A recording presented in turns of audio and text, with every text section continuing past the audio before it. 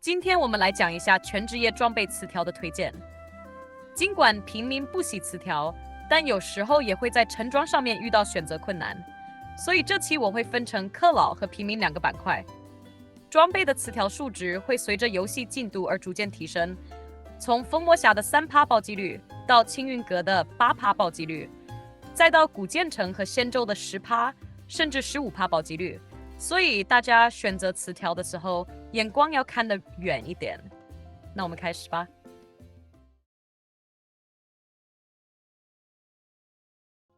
斗士和术士都属于输出类职业，所以都应当以暴击率为主。在到达满暴击率之后，可以根据自身玩法的侧重点选择精准或者暴击伤害。比如想要争夺排行榜前3的玩家，可以考虑专攻暴击率以及精准。其次可以考虑格挡率或者暴击伤害。当然，至于是格挡还是爆伤，完全取决于其他玩家对词条的选择。如果其他玩家带的是满满的精准，那你的格挡顶多就是和他们的精准抵消了而已，不如提升暴击伤害。反之亦然，其他人在精准不高的情况下，每一点格挡率对自己都有极大的帮助。当然，如果有条件，玩家增伤以及玩家减伤是一个更好的选择。不注重 PVP 的氪老可以无视精准和格挡，全部选择暴击伤害，提升圣兽、幻想阶梯、副本等战斗能力。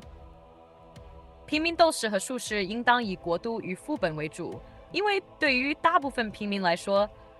通关每天开启的国度是一个很大的难度，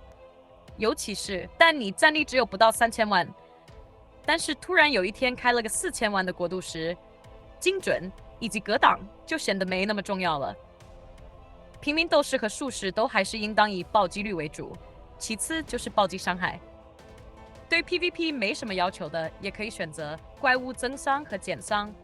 虽然很多时候平民没得选择，但是大幅度提升对怪物战斗能力的同时，也意味着要牺牲 PVP 能力。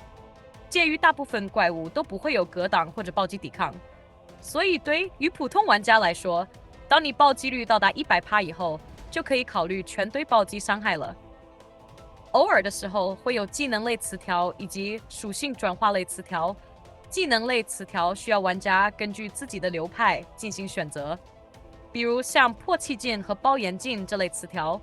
很明显对连击流斗士和火法术士会有明显的帮助，但是对法斗和光法术士帮助不大。再比如连闪这类技能就对元素斗士和纯光术士有比较大的帮助，或者防护类技能词条需要自己取舍。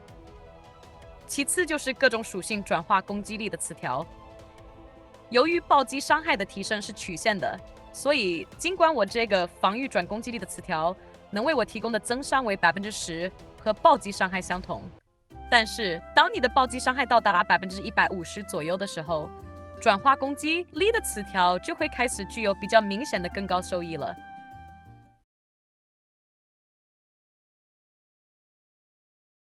骑士是抗伤职业，所以词条的侧重点就不全在输出上面，并且流派的不同也会导致你需要的词条也不同。如果你注重 PVP， 那么应当把格挡率尽可能的堆得越高越好。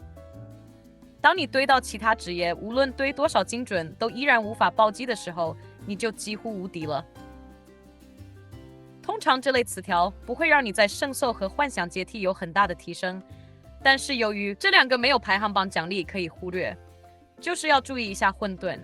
在死堆格挡率和格挡率加暴击率中可以进行一个取舍。平民骑士无论是什么流派都应当优先100%格挡率，因为骑士自带的20%格挡率以及格挡精通能够有效的大幅度减免自身所受到的伤害。其次可以考虑暴击率，因为骑士天生暴击率比较低，很多时候能抗住，但是打满20回合也打不死怪物。技能类词条对骑士的帮助不会像斗士和术士那样明显，不过也可以考虑。特殊词条的话，也是根据自身流派进行搭配，像反击类词条就不适用水骑，像各类属性转化为防御的词条，对光骑的效果就明显不如格挡流以及水骑。贤者的话，如果你是冲 PVP 排行榜的，就可以完全参考苏轼那套，主暴击率负精准或者格挡。平民的话，可以考虑暴击率、存货类型的技能类词条，以及生命转攻击类的特殊词条。那么，如果有我遗漏的或者错误的地方，也欢迎在评论区指出。谢谢。